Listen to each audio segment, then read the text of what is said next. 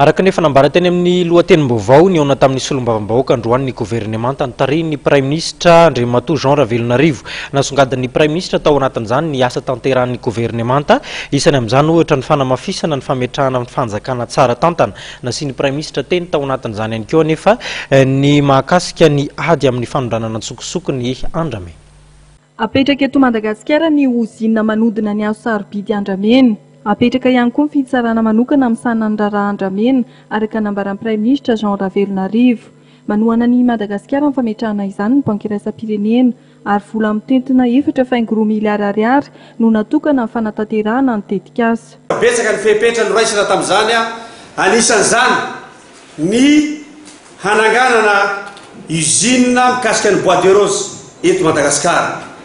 Usine zay ho ahodina hazo reo mba azahoana valeur ajoutée. Ny anatin'izany koa ny hambolena Bois de Rose vaovao hampiasana ireo mpanjifa sy tantsaha amin'ny faritra iny mba ialana amin'ny tsy fisian'le asa any amin'izany.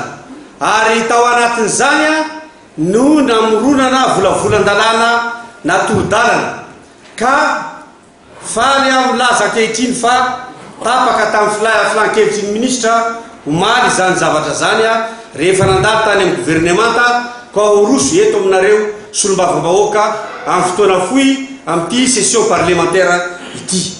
Zany no natao dia tafatsangana zany raha tribunal spécial no eritreretina moa taloha dia chaîne spéciale miady amin'izany fanondramana izany no tafajoro ary ajoro izy satria tsy azo ekena araka ny teny teto indray mandeha ny fanondramana antsokosoko ny harem-pirenena tsy hijanona amin'ny Bois de Rose ihany zay zavatra zay fa hitarina amin'ny arena kibony tany ny arena an-dranomasina ny arena voajanahary ary koa ny fangalarana dolapaty.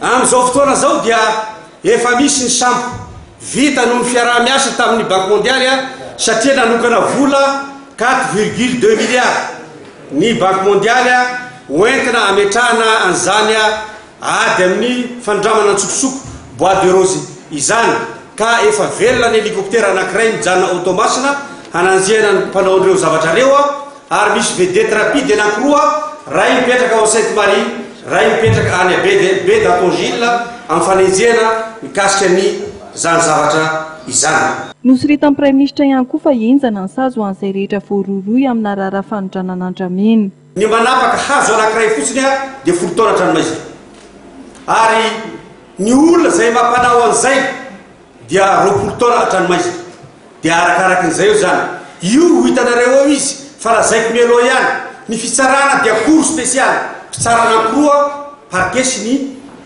fitsarana anina no miaraka amin'ny tsara fa tsy olona ray ary io zavatra io zany tsy misy liberté provisoire tsy misy koa ny appel fa tonga dia miakatra cassation ny azo natao. Ambarako anareo izy zany satria tiady zany tsy ady mora fa ady sarotra. Ny tenako zay mitondra zany ady zany dia maro ny menasy fa hoy izy hoe iaho dia efa natao ary targetranay hoe ho any tanindrazana tsy matahotra an'izany ary tsy matahotra masomena. Tsy eto Madagasikara ihany no ametrahana fepetra hidiana fanondranana antsokosoko Andramena fa ny ivelany ihany koa. Apetraka ohatra amin'ny voamera manokana amin'ny sahana famerenana amin'ny volany ivelany azo avy amin'ny fanondranana antsokosoko Andramena ary ho amafisin'ny gouvernemanta ny ady amin'ny kolikoly.